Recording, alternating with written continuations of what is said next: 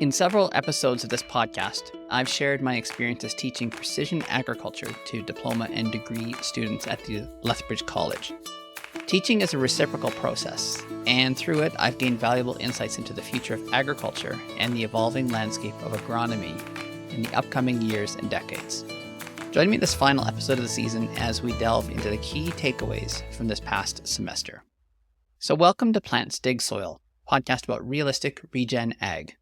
I'm your host, Scott Gillespie, and I'm an agronomist from the Western Canadian prairies, specializing in climate-smart agriculture.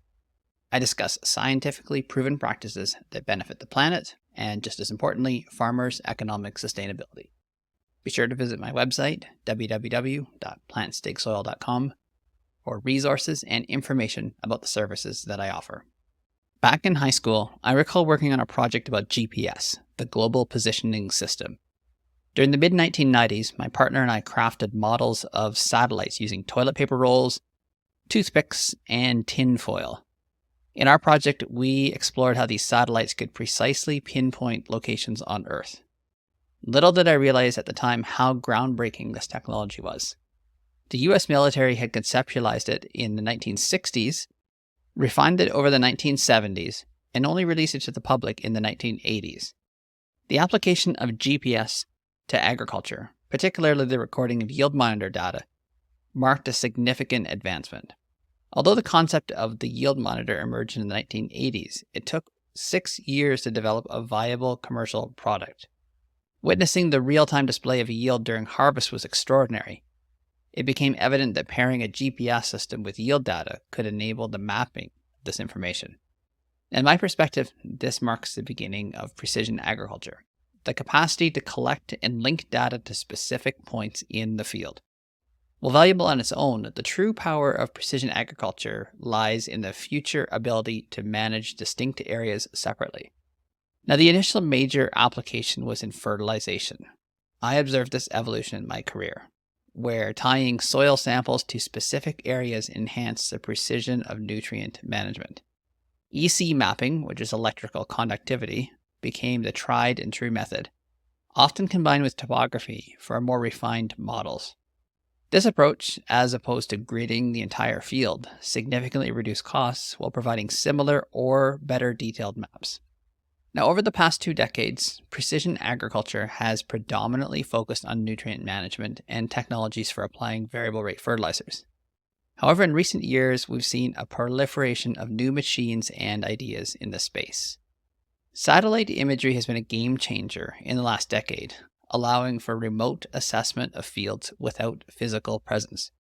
Drones, or UAVs, unmanned aerial vehicles, offer high-resolution data at flexible times, though their adoption has been hampered by regulatory requirements and time constraints. Considering labor shortages in agriculture, drones might become a viable solution for scouting. Their potential to provide high-resolution images could surpass satellite imagery, especially if AI is employed to identify issues without manually looking through all the images. Drones also find application in spraying, particularly in challenging or hard-to-reach areas. Precision agriculture, fundamentally about managing specific areas differently, has expanded to include advanced sprayers that can significantly reduce chemical usage by targeting only areas that require the treatment. Green on brown sprayers are already running in my area. These are suitable only when the crop is not in the ground, as they just spray the green object, which is a weed, when it can be seen. Green on green sprayers are being trialed here. These ones spray the weeds in the crop, but of course they take much more processing and sensor capacity to differentiate between a desirable and an undesirable plant. I already know of a machine operating that can do this, except instead of spraying herbicide, it shoots the weeds with lasers. The evolving landscape of precision agriculture is steering towards autonomous machinery.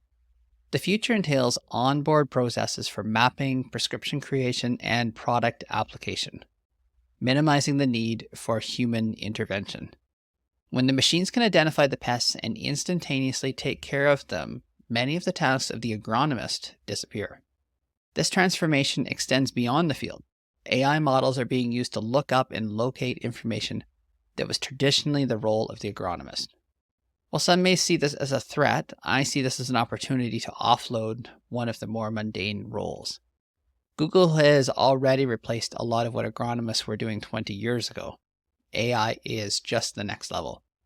While our roles will change, I believe there'll still be a role for agronomists. People still like to deal with people. Using tools and technology allow more impact when the time of the agronomist can be used at high-level problems. Now, what do you think? Do you agree with me, or do you think I'm totally off base? You can reach out to me through my website, www.plantstakessoil.com, leave a comment on this episode, or send a voice note through Spotify. Now, before I wrap up, have you noticed the influence of AI in shaping the content of my episodes? From copy editing to creating thumbnail images and to LinkedIn posts, AI has become an integral part of my podcast production process. It's even used to edit the audio. I can manually delete mistakes and have pauses and filler words automatically taken out. All of this has drastically reduced the time I need to put out content. When I started this podcast, I put out a new episode once a month, and only for 8 to 10 months of the year. A year ago, I challenged myself to go weekly. This episode being 42, I reached 80% of my goal and more than doubled what I put out in the first 4 seasons combined. So wrapping up this episode, having the opportunity to teach has excited me even more about the possibilities. Education is struggling with AI in the classroom, but I think it's better to embrace it rather than restrict it.